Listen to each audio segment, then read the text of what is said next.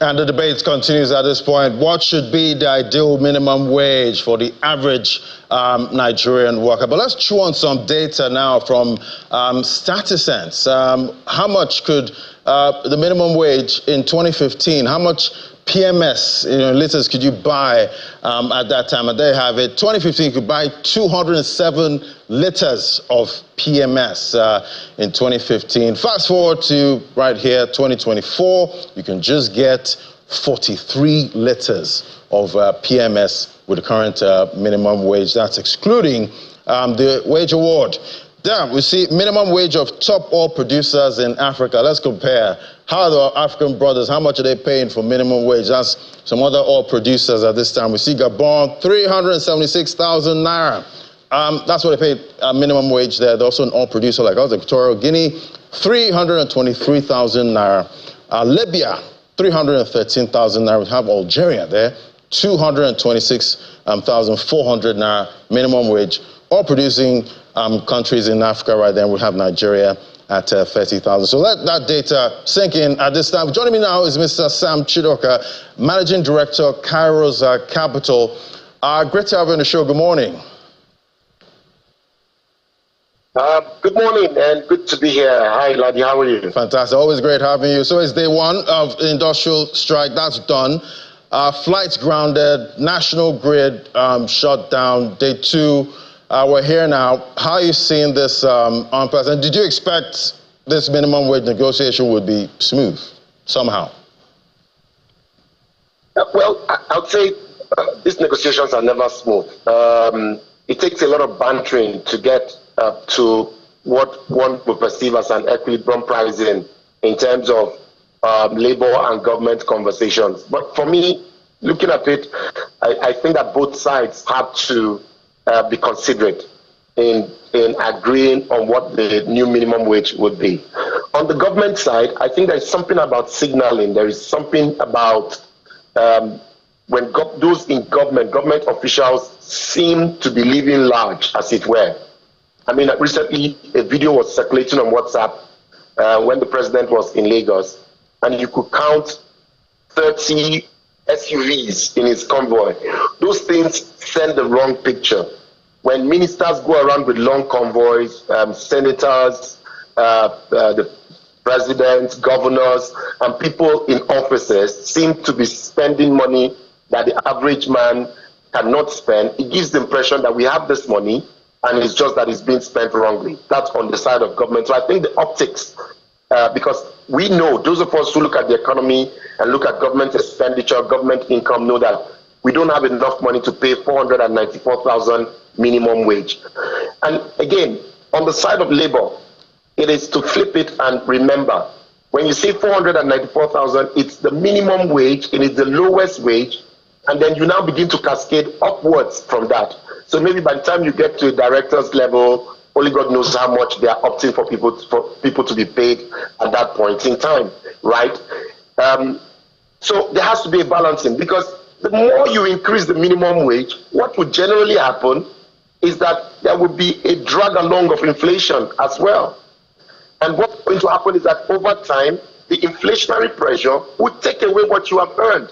I dare say that if government pays 500,000 naira as minimum wage in this country, in 3 months, the value of that 500,000 naira will be wiped out by inflation.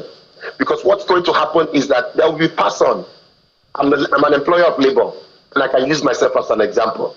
If I have to pay 500,000 naira as minimum wage, I will pass on that cost to my clients. If that my clients that I offer financial advisory and capital raising services to is in fast-moving consumer goods, it will pass on that cost to the end users as well. And then it's just a circle that keeps on going. So whether it is 500,000, whether it is 90,000 like suggested by Bismarck, or 60,000 as government is offering, I think the more important question is the value of that money in country. All these comparisons with other countries and with dollars, we don't spend dollars in Nigeria, we spend naira in Nigeria. What is the value of 60,000 in Nigeria? What is the value of 90,000 in Nigeria? What is the value of 200,000 in Nigeria? I think that should be more of the conversation. So again, I'd say government, the optics is not right. Labor, I think that 494,000 is a bit on the high side. You cannot grow minimum wage by over 1,000%. It just will spiral inflation. Right. And I'd like to get your own perspective. What do you think is that sweet spot? What is that right amount you think will make sense, as minimum wage, at this time? I'm talking about optics, from the government. What do you think the government should be doing right now to send the right, signal, at this time to show that they actually feel what the average Nigerian is going through? So the first question about what I feel is the right amount, I think that it should be a graduated amount. I don't think that we should have a fixed amount for minimum wage and that carries on for many years. I think that should be minimum wage should be increased by a minimum of 150% right now. And there should be a plan to constantly look at the minimum wage and seek to reflect it and make it not just a minimum wage, but a living wage. So I would say look at 100% to 150% increase at the immediate. So anything between 60,000 and about 75,000 thereabouts on the immediate, right? But that conversation needs to continue. You can't move it and just stay stuck there. Even in the private sector, issues around wage and wage adjustment are concerns that we always have and conversations that we always have. Right. On the government side, I think that the optics is just all wrong. Maybe the president needs, and governors and people in office need a special advisor on optics. The optics is wrong. These guys look fat, healthy, flying private jets, driving around in convoys, driving brand new cars, imported SUVs. It just looks like they are balling. And the rest of us, the common man on the streets, just is suffering the pang of all the economic things that are happening around us. They need to step it down. The optics is all wrong, from the president to the vice, to the governors, to the ministers, to the senators, to the House of Assembly members, to everyone appointed into government. I like to see them drive made in Nigerian cars. I like to see them stop the convoys. I like to see them stop flying the private jets. I like to see them readjust in line with economic realities. We can't have inflation at 33%, food inflation at 40%, and people are balling in this nation. Right. I guess the federal government should just stop balling, at this time with the macroeconomic realities right now. But looking at interest rates, MPR 26.25%, inflation 33.69%. Now to compound matters, we have an indefinite strike on our hands. How much can the Nigerian economy take at this time? I think that we all, government, labor, everyone needs to come together and realize that the Nigerian economy is almost on life support at the moment, and that this economy, if we push it, the economy might as well just give up, and we are going down a place of ballooning inflation and just not being able to run the economy efficiently and effectively. For us to ground all form of economic activities, a friend of mine shared with me a story yesterday. The wife gave birth yesterday, and whilst the wife was in the theater and she was being operated on, the labor unions came to stop that process, came to stop that operation in the middle of his child being birthed. I think that's inhuman, and I think that that's taking labor issues a bit too far. So the economy is, yesterday, we didn't have power for 20 hours. Flights didn't fly. Hospitals, government hospitals on a shutdown. Fuel queues are back. All of this, GDP was 2.9% growth in Q1. Q2 is going to be worse if we continue like this. So there's a need to quickly arrest this, both on the side of government and the side of labor. They need to sit down. I'm happy to hear that both parties are willing to concede. I'm willing to sit down and talk. I hope they can suspend the strike and continue the conversation and not push this economy to the brink of collapse. Right, and I do hope the conversations don't also, tarry for too long at this time. But let's look at the markets now. First trading day of June kicked off in the red, and definitely this is playing into, investor sentiment right now, local and international. How are you seeing it so far, and how's this going to impact the Nigerian market and the Naira, even though we saw a strengthening yesterday?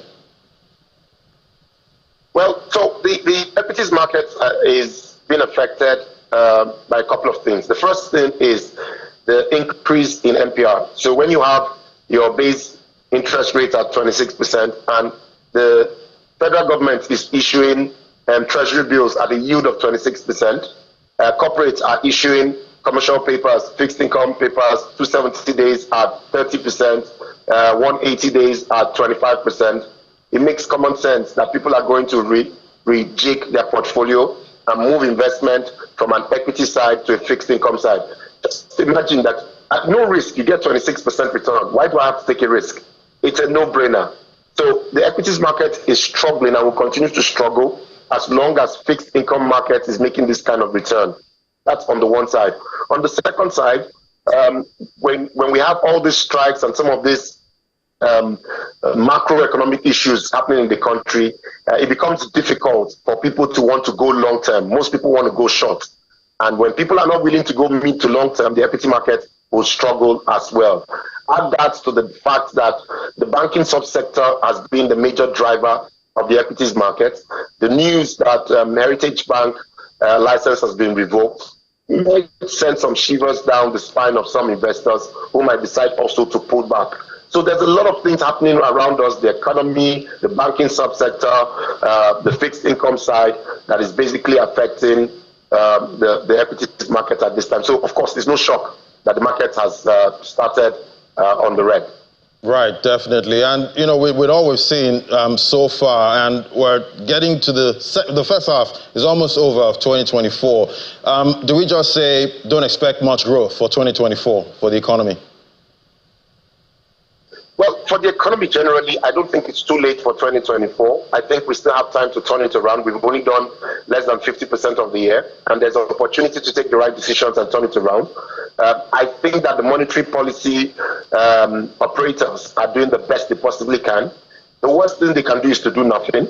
And so you see them pulling all the strings of monetary policy instruments that they can use. But I feel that they haven't gotten enough support on the fiscal side. If we can get that sort of support from the fiscal side and also on the monetary policy side, perhaps we can arrest the negative sentiments and negative indices we've seen in the economy. Maybe inflation can begin to come down. Maybe the base interest rate, MPR, can also begin to come down. And we can see reactivation of productivity and lending to the real sector that allows capital formation and allows growth in the economy. And maybe for Q3 and Q4, I think that Q2 is not going to be any better than Q1 in terms of how we performed so far. However, there's opportunity to get it right in Q3 and Q4. And I don't envy those who have to take those decisions. Right. I guess all hope is not lost at this time. It can still be done if we follow the right policies going forward. Thank you so much. It's always great having you, Mr. Sam Chidoka, Managing Director of Kairos Capital. Thank you so much. Thanks for having me. All the best. All right, we'll take a break now. When we come back, we'll drill down into the commodities market. That's to the moment. Just stay with us.